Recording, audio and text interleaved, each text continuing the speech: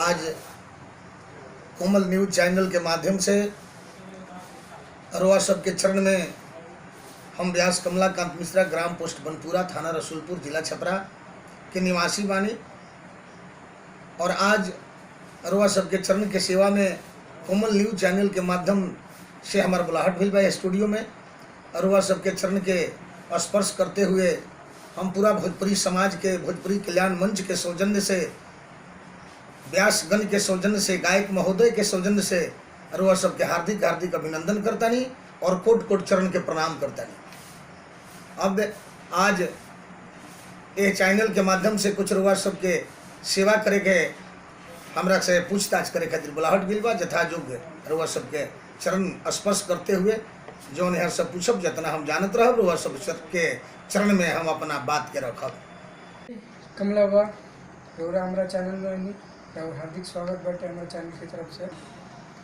ऐसा बा कि हम बचपन से ही हमारे संगीत से लगाव रहे। अच्छा, जब से हम होश संभरनी तब से हमरा याद बा हम कुछ न कुछ गावते बानी। रह गल शिक्षा दीक्षा संगीत के कीर्तन से बड़ा हमार प्यार रहे। हमारे पिताजी रामायण के माध्यम से, शुद्ध रामायण जो पहले होते रहे, दोहा चौपाई सोठा छंद से, अच्छा अच्छा, बाबूजी बहुत अच्छा कलाकार रही और वहीं के हमरा के लेके अपना साथ साथ घुमौनी और वहाँ के आशीर्वाद से हमरा गावे बजावे के सब कुछ मिलल। अच्छा, बाद में हम केहू भी आदमी के गुरु की जरूरत पड़ेला, बिल्कुल। तो बाद में हम पंडित महात्म तिवारी, रामा छपरा तिवारी जी के हम अपन गुरु बनौनी सन 86 में। अच्छा, और सन 86 में वहाँ के विधिवत हम अपन गुरु बना के पूजा कैनी।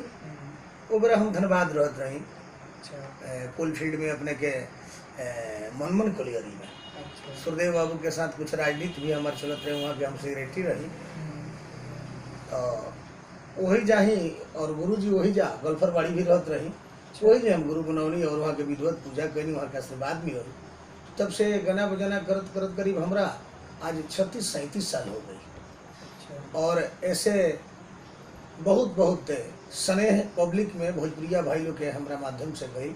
आज भी समाज के आशीर्वाद की तरफ से हम अच्छा बानी, जथा योग्य बानी, जैसे भी बानी अच्छा बानी, गा रहल बानी, बजा रहल बानी। आज भी हमार सेवा जारी बा। कि खेसारी जी राउर शिष्य बनी हुआ के जी। तो आज गायक से हुआ के नायक हो गए नहीं। जी, खेसारी लाल 12 साल के रहले तो उनकर चाचा मेघू यादव, उनका बाबूजी के नाम मंगरू यादव, लिया के हमरा लगैले। लड़का के हुनर हम देखनी तो बड़ा खुश भइनी। टैलेंटेड लड़का में बड़ी सुंदर है, हुनर बहुत तेज रहे। जौन भी बात कहल जाए बहुत जल्दी कैच करे वो लड़का। करीब करीब लड़का 9 साल हमरा संगे कीर्तन के माध्यम से, संगीत के माध्यम से हमरा लगे सीखल है।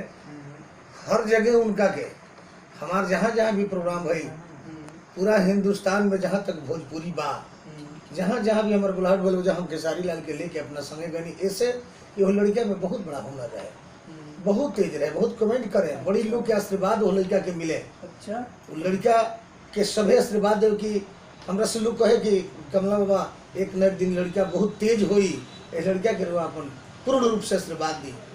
तो वो लड़का के हम चेला तो हमार सब लोग बा, जी जी, शिष्य लोग बहुत बा, जे भी बा सभे कामयाब बा। केहू हमार चेला कहीं से कोनो माध्यम से दब नहीं थे, सभे गा रहल बा, बजा रहल बा, सभे खुशहाल बा।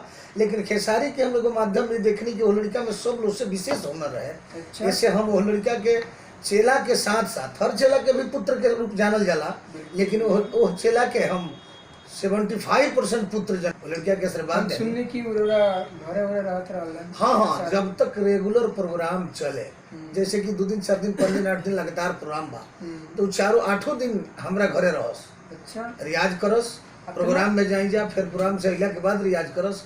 जब प्रोग्राम बीच में गैप होके तो वो अपना माध्यम से वो अपना घरे आवस धनाडी। अच्छा, तो हम सुने नहीं कि खेसारी के लोग कहला कि लौंडा वाला नाच के तहाई वाला तो वाला ऑर्केस्ट्रा पार्टी वाला जी ना जी ना जी ना, बिल्कुल गलत बात बस। और ऐसे कि जे नहीं के जानत वो रूप के देख के, उनका थीम के देख के, उनका एक्टिंग के देख के ये सब लोग अपना में विचार कर रहा था। तो सत्य यह बा कि एक दिन भी नाच में नहीं कम। ऐसे कि 9 साल हमरा संग रहन, 1 साल दिल्ली गाँव में 10 साल भी एमे बीतल, 11वां साल से सुपर हिट होखे लगलन और हिट तो जनता जनार्दन एगन बोलेला तो गलत बोलेला ना। गलत बोलेला जनता जनार्दन जे नइखे जानत उहे ये बात के गलत बात बा।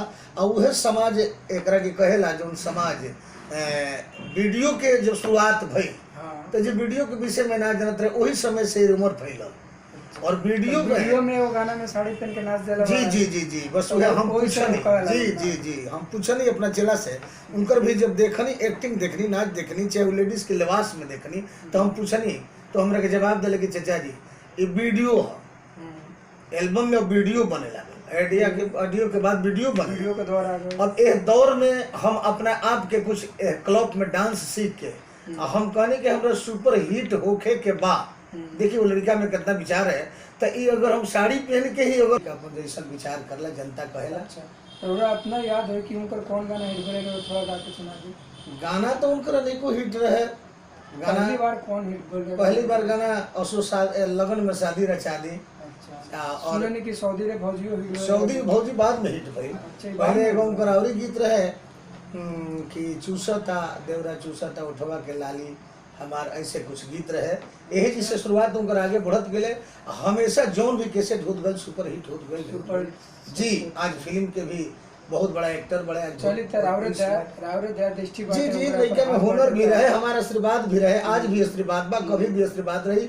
हम हर लड़कन के जे भी हमरा लगे आज भी 2-4-10 गो लड़का रियाज कर रहा बड़े सब लड़कन के हम अपन आशीर्वाद दिले सब लड़कन के अपन प्यार दुलार दिले अच्छा से जौन खाई ले तो खियाई ले जहाँ रही ले तहाँ राखी ले ऐसे सब लड़का सन के झुकाव हमरा पर रहेला। 1 रुपया कोनो लड़का लो से हम मांगे ना जाई निस्वार्थ और फ्री सेवा बा अपन लोग जौन बुझाला तो सेवा कुछ भी ना लेने लेका से कुछ ना ले हम लड़का लोग से 1 पैसा ना ले फ्री सिखा जी फ्री सिखाई ले और फ्री कुछ दिले ऊपर से गाड़ी भरा जे चल जाए अपना घर है फिर रही है। बहुत अच्छा बात जी जी ऐसन ऐसन कलाकार लोग कहाँ मिले लोग ना बहुत कम इस टाइप के तो बहुत कम आदमी बहुत और हमरा परिवार भी बड़ी के अपना पुत्र के बराबर अपना बेटा के जैसन सब लड़कन के सेवा करेली इज्जत करेली। खेसारी भी हमरा बड़ लड़का के बराबर एक बैच के रहे 2 जना के नहावल धोवावल कपड़ा खींचल खियावल पियावल बहुत प्यार मिलल आशीर्वाद मिलल और भगवान के दया रही बाबा महेंद्र नाथ के कृपा रही आगे बढ़िया और आगे बढ़ते जा रहा बड़े हमरा क्या कहे के खेसारी के विषय में। चली रउरा जब इतना कह देनी खेसारी जी के विषय में तो आगे का बात रहा खेसारी जी के विषय में कुछ आगे सोचे वाला कुछ कहे वाला बात हुआ नहीं क्या।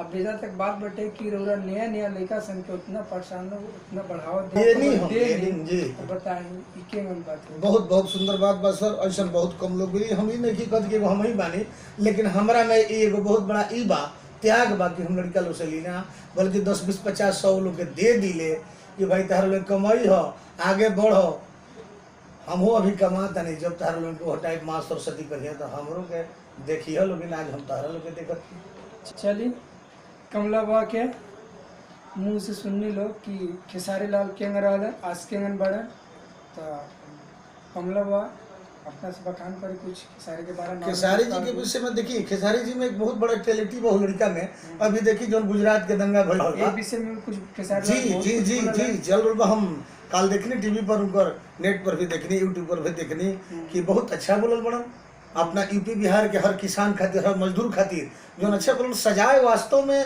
गलत एक आदमी कहे तो सजाए हजारों करोड़ों के ना मिले के चाहिए। यूपी बिहार के टोटल लोग निर्दोष बा दोषी तो सब है नहीं कि एक दोषी बा सख्त से सख्त कार्रवाई गुजरात सरकार करो फांसी दे दे लेकिन और मजदूर के जे जाके इतना दूर से 3-3 दिन के रास्ता तय करके अपन परिवार पालन पोषण 20-20 बरिस 25-25 बरिस से उजा लोग बा अपन मकान भी बना के बहुत लोग कमा के उजा पर रखले बा बाल बच्चा परिवार पढ़ावता और गुजरात सरकार ए टाइप के पीट के मार के दंगा कर रहा बा। ए पर खेसारी जी बोलल बड़न हमार बाबू बहुत सुंदर बोलल बड़न कि एक गुजरात केहू के आपन ना हो ये भारत के अंग हर देश हर राज्य ये भारत के हिंदुस्तान के अंग हर लोग के फैसिलिटी बा संविधान में बा कि कहीं केहू कमा सकता कहीं खा सकता हाँ गलत करे वाला के सजाए कहीं भी दिहल जा सकता।